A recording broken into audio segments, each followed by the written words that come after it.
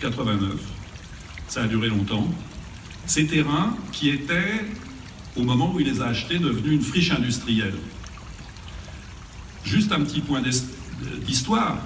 Le duc de Morny qui a fondé cette ville, tout le monde pense qu'il l'a fondée pour être une station balnéaire, bien sûr, mais pas que. Le duc de Morny, voyant la révolution industrielle, donc ça se passe en 1860, voyant la révolution industrielle en Angleterre, se dit, il y a un business à faire, on va importer les produits de la révolution industrielle d'Angleterre, donc il faut creuser un port, et on va irriguer l'Europe avec ces produits, et donc il faut faire venir le chemin de fer.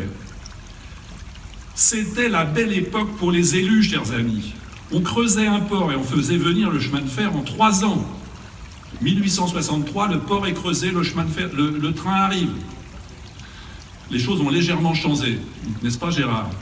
Bon. Donc, et ici, donc, sur cette presqu'île, il y avait une industrie du bois. Le bois était importé des pays nordiques et il y avait de la transformation qui se faisait ici. Puis ça a disparu et donc il y avait une friche qui était difficile à vivre pour tout le monde, à la fois pour les Deauvillais, mais aussi pour les Trouvillais qui avaient une très vilaine vue en face du quai Fernand-Moreau, qui est un des lieux les plus touristiques de Normandie. Et donc Gérard Brémond se dit, quel emplacement merveilleux, je l'achète et je vais essayer de présenter un projet.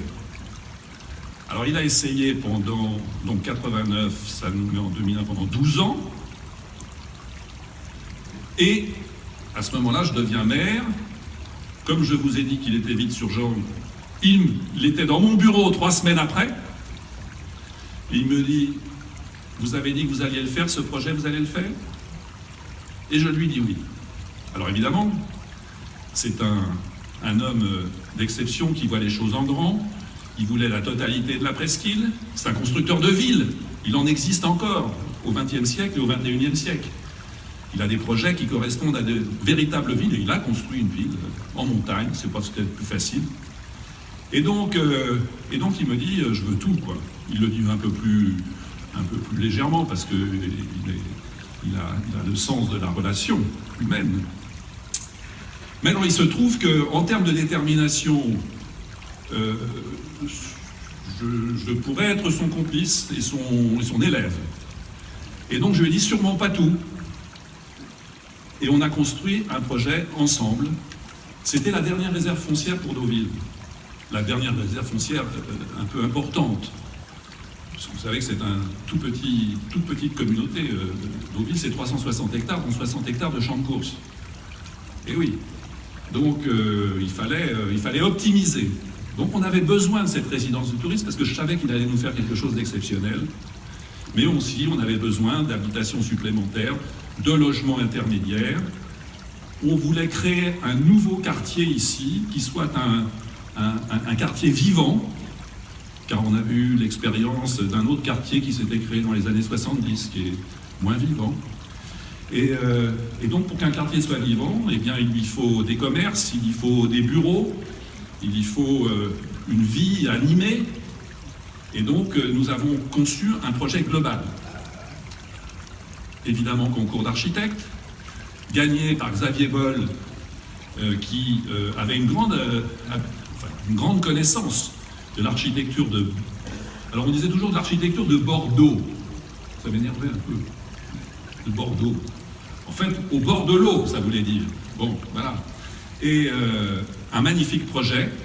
Ce que je peux vous dire, c'est que par rapport au projet initial de Xavier Boll, la totalité de ce qui est réalisé aujourd'hui correspond à la virgule près, n'est-ce pas Xavier?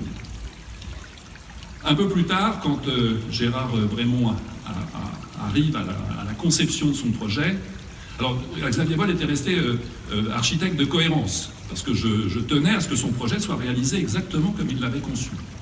Et Gérard Brémond m'a demandé si Xavier Boll, au-delà de ce rôle d'architecte de cohérence, pouvait être l'architecte de sa résidence. Et sachant la qualité des créations de Xavier Boll, on a accepté tout en le gardant comme architecte de cohérence. Et voilà ce que ça a donné.